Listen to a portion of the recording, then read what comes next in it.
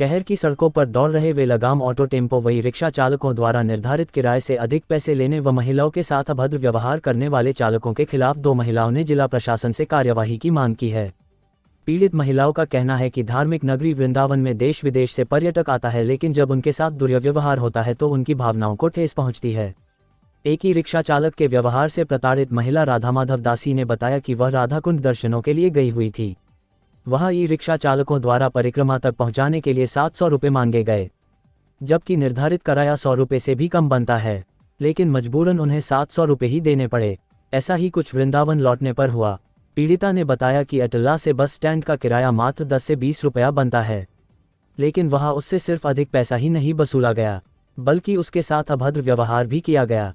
पीड़िता ने जिला प्रशासन से मांग की कि ई रिक्शा चालकों का किराया निर्धारित किया जाए और जो लोग महिलाओं के साथ अभद्र व्यवहार करते हैं ऐसे लोगों को चिन्हित कर आवश्यक कार्यवाही की जाए, जिससे कि बाहर से आने वाले श्रद्धालुओं की भावनाओं को आहत न पहुंचे और धार्मिक नगरी की धूमिल होती छवि को बचाया जा सके।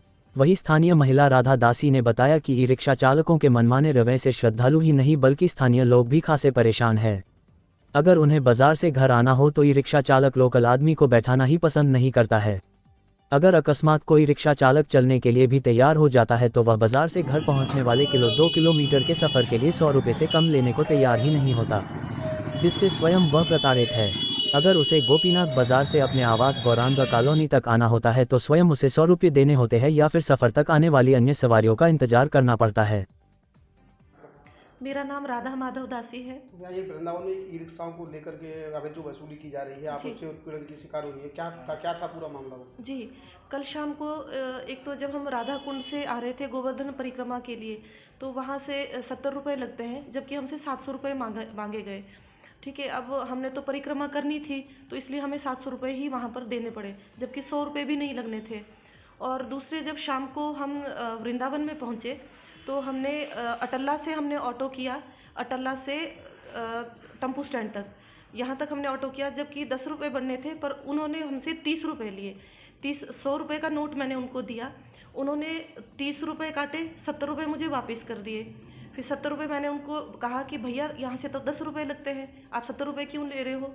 तो ऐसे करके वो मुझसे बहस करने लगे और उन्होंने मेरे साथ बहुत रास्ते में भी बहुत गंदी गंदी हरकतें की मेरे साथ, और वहाँ पर भी उन्होंने मेरे साथ छेड़खानी भी की। और साथ में जो 70 रुपये उन्होंने मेरे हाथ पर रखे थे वो एकदम उन्होंने ऑटो चलाया और चलते चलते उन्होंने मेरे हाथ से वो खींच लिए 70 रुपये, और बहुत ही गंदी हरकत करके गए मेरे साथ। पूरे रास्ते में रोते हुए आई हूँ। क्या जिला प्रशासन से क्या मांगे आप?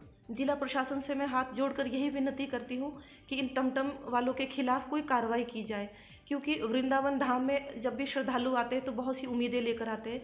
इसकी वजह से वृंदावन धाम बदनाम हो रहा है, तो इसलिए हाथ जोड़कर यही विनती करती हूँ कि धाम को बदनाम होने से बचाया जाए। मेरा नाम राधा दासी है और मैं आश्रम में रहती हूँ, श्री गुरु आश्रम।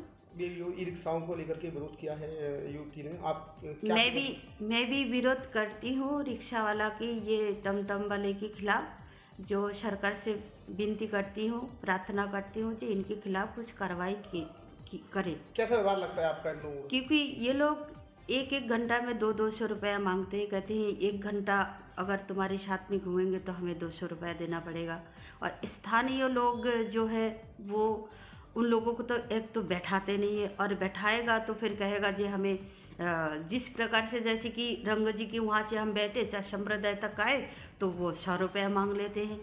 जहाँ से 10 रुपये 5 रुपये की रास्ता होते वहाँ 100 रुपये मांग लेते हैं। इस समय होली का पर्व है, श्रद्धालु आए हुए हैं आश्रम में। हाँ, सिर्फ होली की पर्व नहीं, यहाँ पे तो वृंदावन में पर्व ही रहते हैं, तो श्रद्धालु लोग आते ही रहते हैं। और हमारे आश्रम में भक्त लोग आते रहते हैं, उनको भी हमको टमटम में बैठा के घुमाना पड़ता है, दर्शन कराना पड़ता है। उनके साथ में भी ऐसे ही मतलब बदतमीजी होता है, और इनके साथ में भी पैसा की लेकर चिंताई होते हैं। क्या मांग है आपके जिला प्रशासन से? जिला प्रशासन से ये मांग है जो ये टमटम वालों के खिलाफ कुछ कार्रवाई करे।